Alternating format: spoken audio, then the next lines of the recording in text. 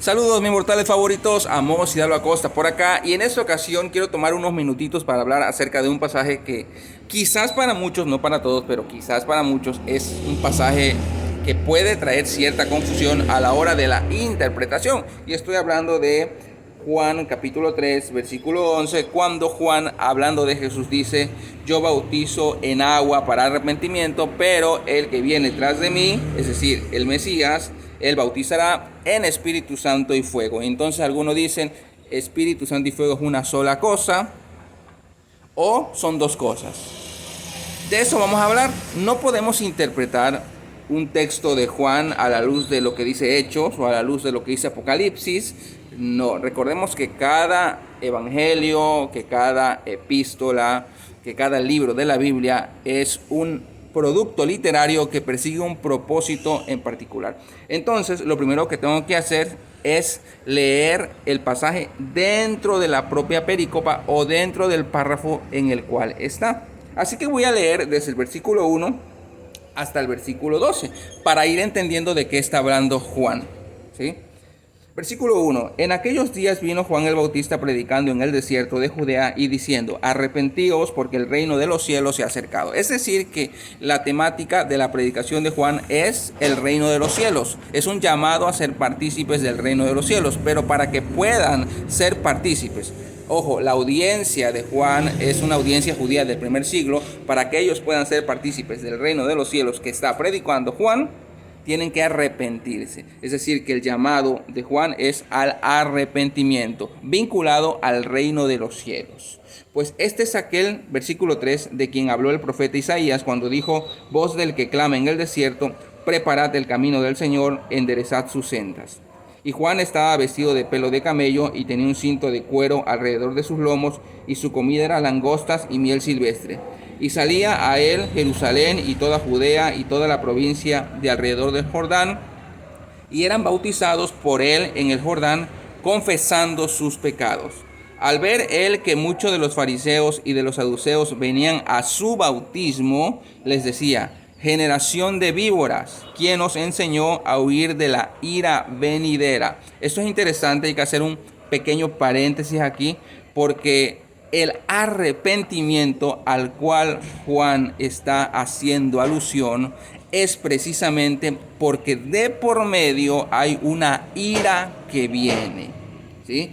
Esto es interesante porque el Mesías que trae el reino de Dios o el reino de los cielos, de acuerdo a las profecías, por ejemplo, de acuerdo a la profecía de Daniel, es un Mesías que trae consigo no solamente el reino de Dios, sino que trae consigo una ira de destrucción que caería sobre Jerusalén, la santa ciudad, y sobre el santuario, es decir, el templo.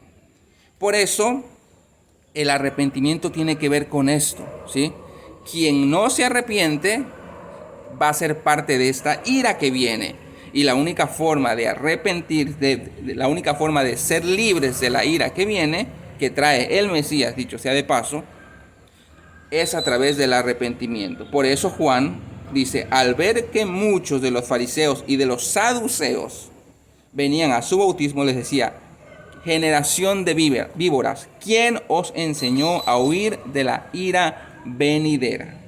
Haced pues frutos dignos de arrepentimiento. Y Juan sigue hablando de el reino de los cielos, un reino de los cielos que está a las puertas.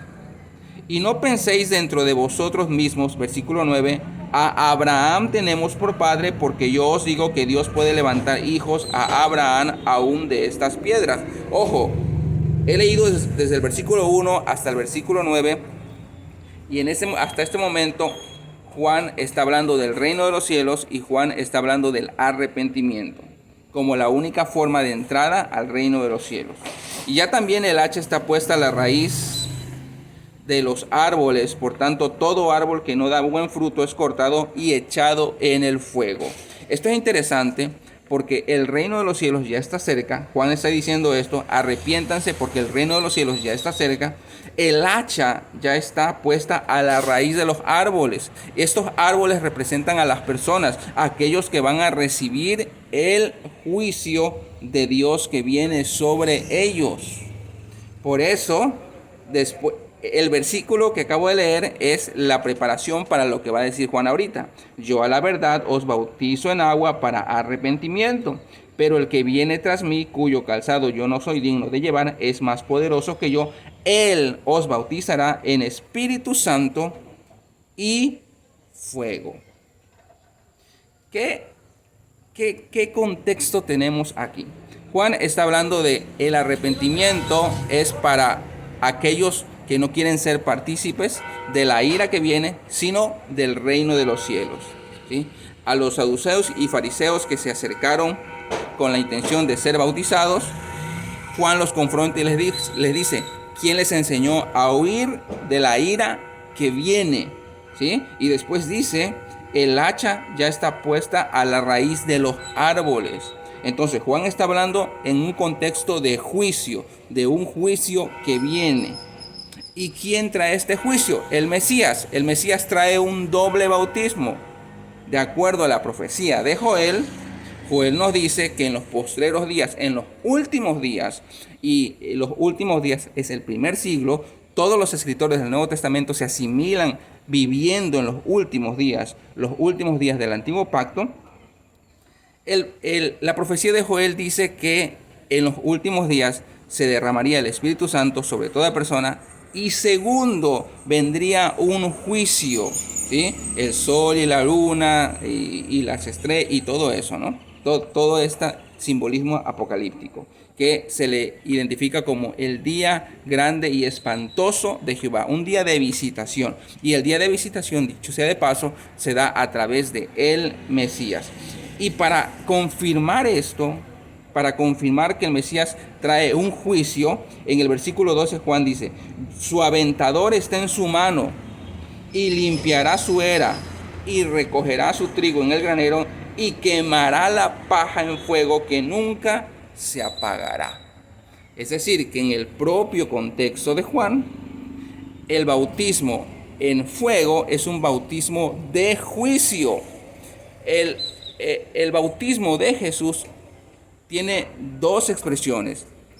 En Espíritu Santo para el que cree, para el judío creyente del primer siglo, y el bautismo en fuego, que es juicio, para el judío incrédulo del primer siglo. Eso es todo y muchas gracias.